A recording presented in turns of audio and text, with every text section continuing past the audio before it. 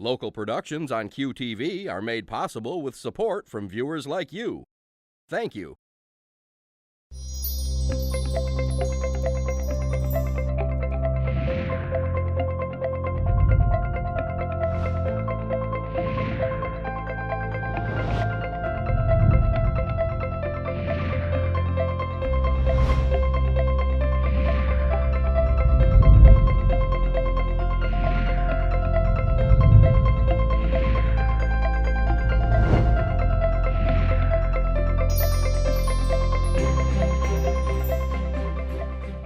Hello everyone, welcome to Junia Doan's The Spark.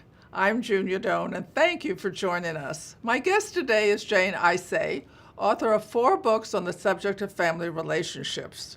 Her most recent book is Unconditional Love, a guide to navigating the joys and challenges of being a grandparent today. Jane, you have been an author and an editor for 30 years. What developed your interest in words and probably ideas? It's really ideas. My mother wrote a column giving advice for the New York Post, and so I certainly wasn't going to do that. I majored in philosophy in college. My memory for dates and names kept me from being a history major, but concepts I always loved. And so when I grew up, I went into publishing because I had the opportunity to help people who had interesting ideas make them available to readers. And how were you able to do that? Who trained you to do that? It's a gift. It's a chip in your brain. That does what?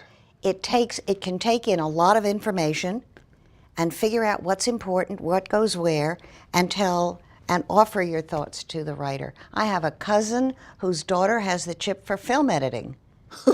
And so she does TV shows, and my son, who runs StoryCorps, has a chip for listening, for audio. It's something, I think it's genetic. Was he always like that, your son? Oh, he had his head in the clouds. He found his way. NYU, where he graduated from, has a summer course called Sight and Sound, and it's film. So he decided he had applied to medical school. Yes. And he called one day and said, I got in, but I'm not going. And he wanted to do a film about a couple of drug addicts he had befriended where he lived in Alphabet City. Right. And he couldn't get money for a film, but he had a tape recorder. And so he interviewed this couple. Both of them were HIV positive. They had a 12-step, tiny little store somewhere in the East Village. And they had a dream of creating a museum against drugs. And the man had done a model with popsicle sticks. So David interviewed them, and he tried to get somebody to go with it, right, or do the interview again. And he finally got to WBAI, and the woman who was running the news office at BAI is a woman named Amy Goodman. Yeah. And Amy, who is now a famous political person, thought she'd take 10 minutes and listen. And then she came out of the office, the story goes, and said, I'm busy the rest of the afternoon. I think I found somebody. And so he did interviews. He did radio documentaries. He's credited for reviving documentaries on the radio because you never hear his voice. So that's like me. You never hear my voice. I'm editing. I'm just behind the scenes. And it wasn't until I was 65 that I figured I had something worth writing about. And what made you decide that? Well, I was editor-in-chief at Harcourt. And I had a specialty of books in psychology. I discovered Mary Pfeiffer, whose book on women getting older is coming out this week. And all kinds of people in psychology. And my kids were in their 20s, and they weren't returning my phone calls. Did that ever happen to you? Well, this was the day of landlines. I realized that I had raised them to be independent, build their lives. But I really thought they ought to be in touch with me occasionally. More than occasionally. Yeah, at least answer my calls. Or this was before texting. And I talked to all of my friends who were the same age, were having the same thing. And I was looking for somebody to write this book. I was still an editor-in-chief. Write this book for me. I couldn't get anybody to write it. And then I got really fed up with corporate life, and I decided I would go do freelance. And I thought, wait a minute, I've taught all these people how to write a book. One of my specialties was first books. And you know how to write a book. Well, it's interesting. It is interesting. Because there you are, they don't know what they're doing. They have a wonderful story. I did that with Friday Night Lights, which was my favorite. Buzz Bissinger had followed the year of the football team, but he didn't know how to connect the stories. He didn't know what to put in each game. And we worked on it together, and here's this wonderful book. And I take pleasure in the success of my writers. But this time, I thought, I'll write it. So I quit my job. I wrote a proposal, and my late husband, who had been an editor and a literary agent, submitted it to the last woman who'd fired me. She was now a senior editor at Doubleday, the smartest woman in publishing, and she bought it in a day. And that's how I started what writing. What discouraged you about corporate life? Here's my riff on corporate life. It's really about who owns the shop. If you're an independent publisher, or you're part of a large, that's okay. But then they get bought and sold and bought and sold. And by the time you're owned by a conglomerate, the owners have no idea what you do. All they want is the money. And the bosses going up the corporate scale, they lose their spine because what they want is to stay hired. So Yes. they say, I do this, and they say, yeah, boss. And it goes right up the corporate ladder. And I experienced this. I had a wonderful boss, and we got bought for another time. And the first year he said, this is ridiculous, Jane, but let's do it. The bosses. The second year, he said, I think they're right. Same ridiculous. The third year, he wouldn't look me in the eye. Yes. And I thought, this is Ineffably it, kid. sad. Yes. You were brave to leave, though. Well, I Or had. get fired. Well, my theory about work, at least in my industry, is that the way to understand a great career is to be hired one more time than you've been fired. Because in book publishing, it's a merry-go-round. Is it? You're in, And you're that's out. just the way it is. But I had saved, and I knew because I had this wonderful career as an editor, I figured I could support myself. Right, that way at least. Freelancing. Freelance editing. I charged a lot of money. I freelanced while I was preparing to write this book. You make more money as a freelancer than you do as an author. You know that. Well, I'm glad to hear that. And it was a very easy transition for me because I knew what it took to make a book, to write a book. But I didn't know how much fun it would be. Where was the fun? Talking to people. How did you find the people to talk to? I went through my networks. I wrote everybody I care about and said, do you have somebody? And the first book was about your adult children, and my whole cohort had grown kids. But I decided that I would interview the kids too, from 25 to 55, and the parents from 55 to 85. And I had friends who invited me to come to stay with them, and they had their friends for me to interview. It was a networking So thing. you started because you were frustrated that your children didn't Well, call you back. How did you pick the topic? That's it. So this is the founding story.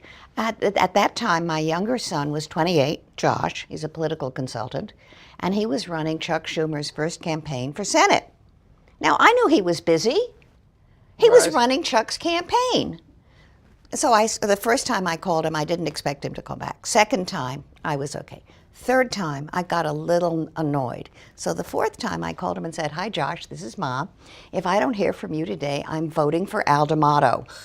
The phone rang. You talked his lingo. Yeah, but the fact is that when they are busy with their lives, which you hope they will be building, Right. as a parent, you have to experience moving from, I see it as a fried egg. When they're at home, they were all in the yolk. Yes. When they grow up and they build their lives, you're at the fringes of the white, the brown. Well, that's edge. a failure in our raising, actually. I think you have family responsibilities. I do too, but And commitments, unsaid or unseen, but I think go along with that. Our culture doesn't emphasize the it. culture. I blame the culture. Yes. I think of it as the America diaspora.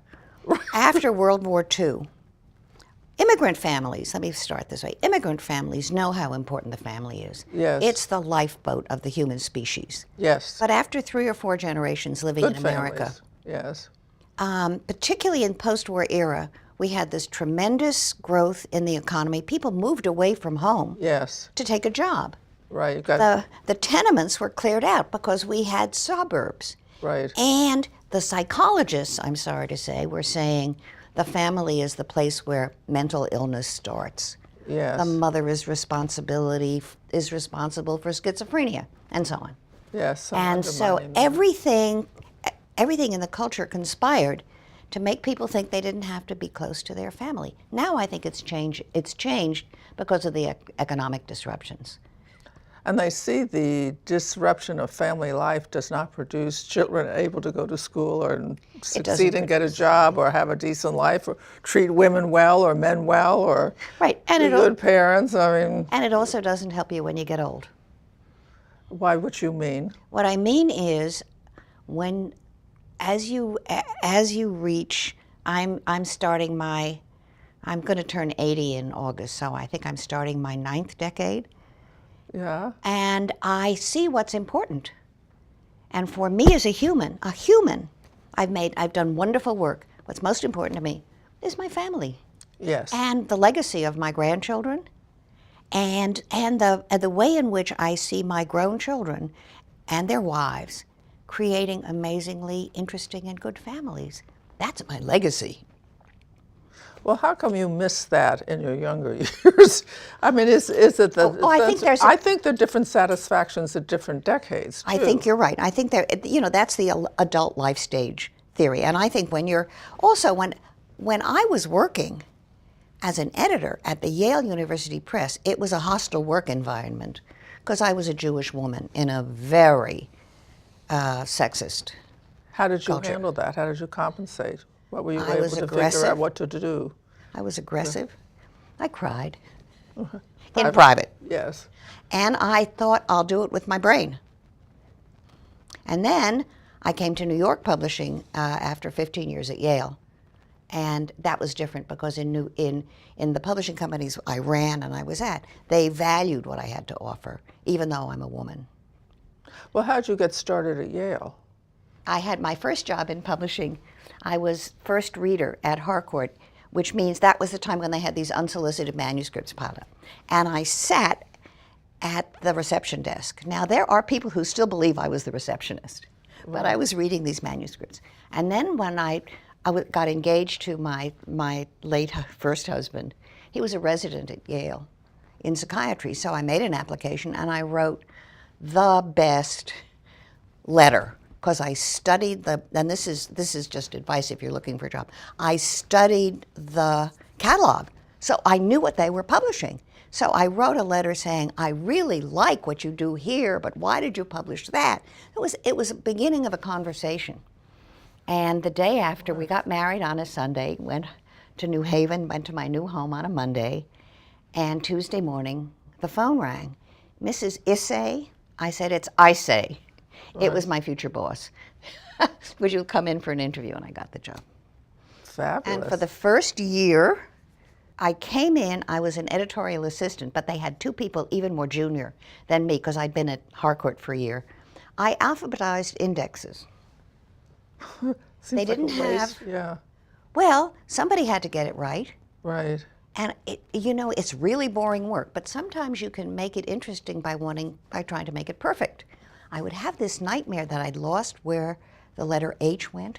Oh. I'd wake up and then eventually, because I had a background in philosophy, I became philosophy editor and so on. And because I knew a lot about psychology, I invented their lists in psychology. Did you know a lot because you were married to a psychiatrist? Well, I grew up in a home. My mother got her PhD in psychology in 1935. Rare. Rare. Well, yes, and they left her name. I found the booklet from Columbia University with the list of all the doctorates. They left her name off. In the graduation year? Yes. And here's a letter saying, Dear Dr. Franzblad, we are so sorry. We'll put it in next year. So, and my father, who had a PhD in education, wanted to be a doctor. In my family, everybody was supposed to be a doctor. That's another story. So while he was teaching pastoral psychology, he started the field of training rabbis, ministers, and priests to do counseling.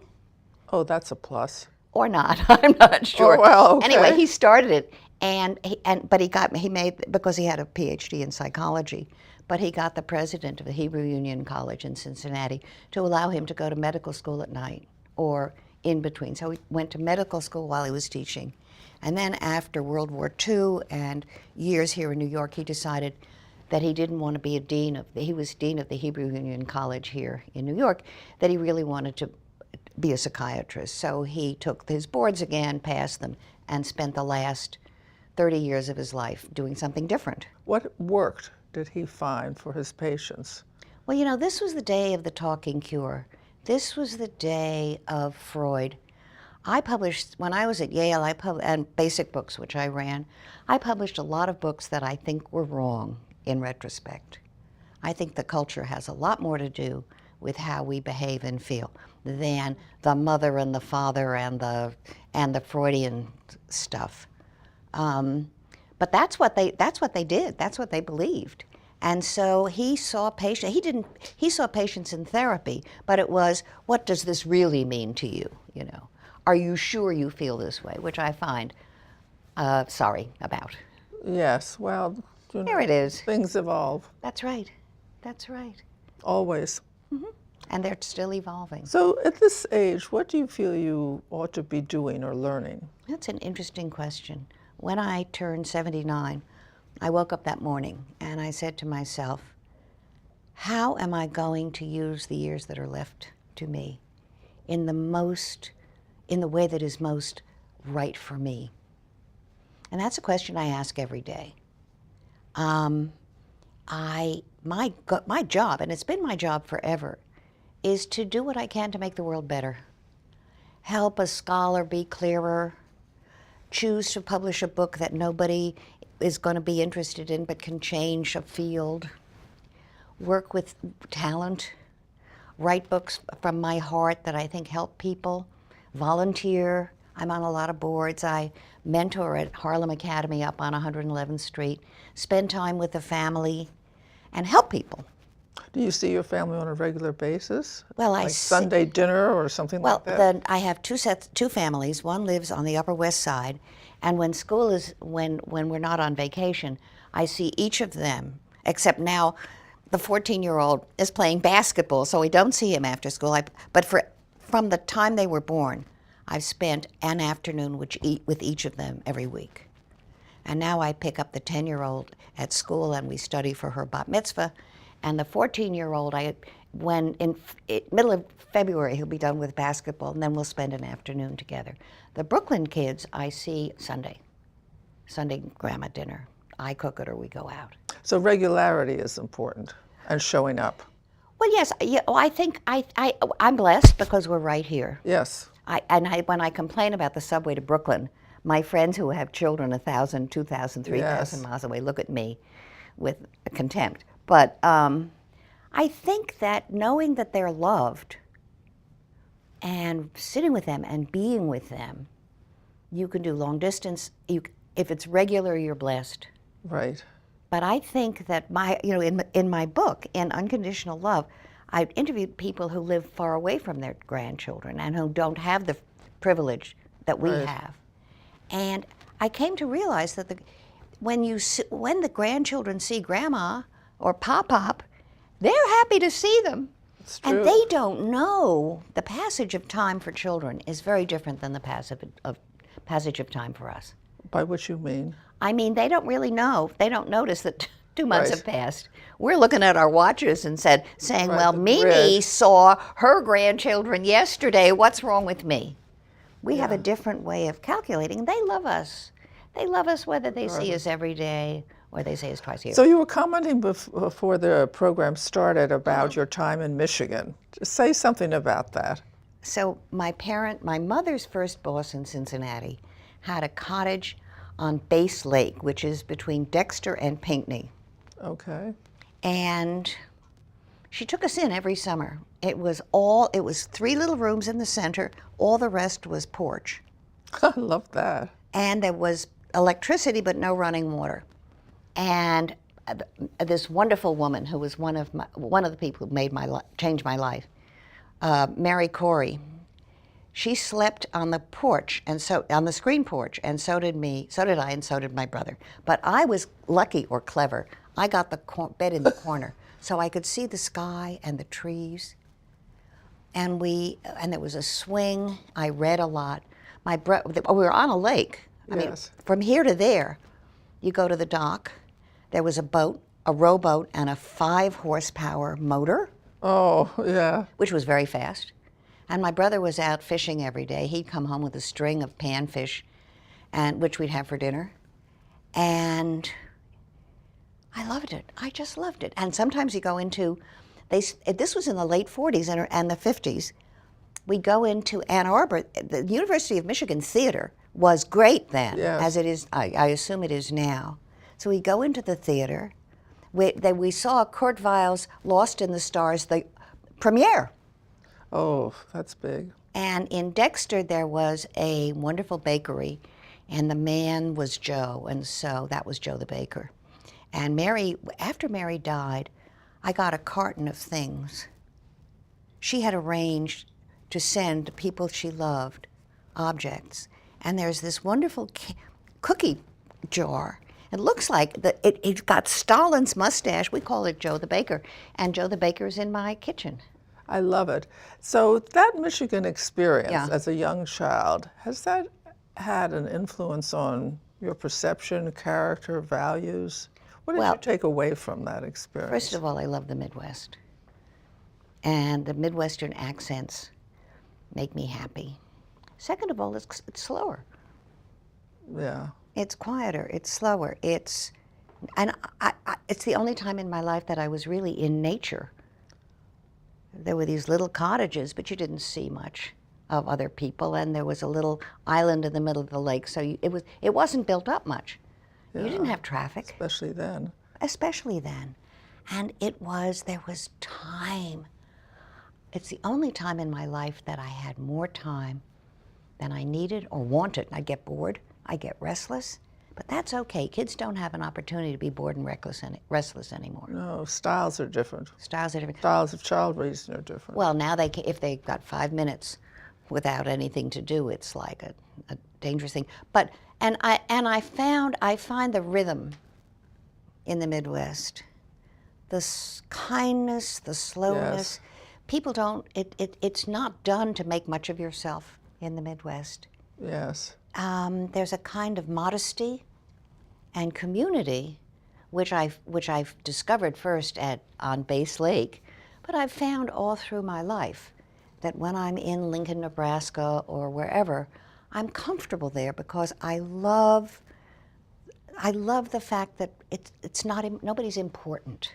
Right. Nothing's important. It is what it is. The trust level, I think, is higher. Higher, and people are kinder. And kinder. People in New York are kind, but eventually. But there's a culture of reticence, too, which when I was a kid, it didn't matter because we just had our family. Right. But it may be harder to get to know people in the Midwest because they're not going to be saying, "Who are you and what do you do?" and right at the bus stop. Exactly. But I loved it there. Interesting. What values that your parents had that you picked up that you'd like to send down the chain, so to speak, to your grandchildren? That's a wonderful question. Thank you. I think my parents were poor Jews on the Lower East Side and in Jewish Harlem. They were lucky to be in a country that offered them these opportunities. Free college, the opportunity to be whoever you could be.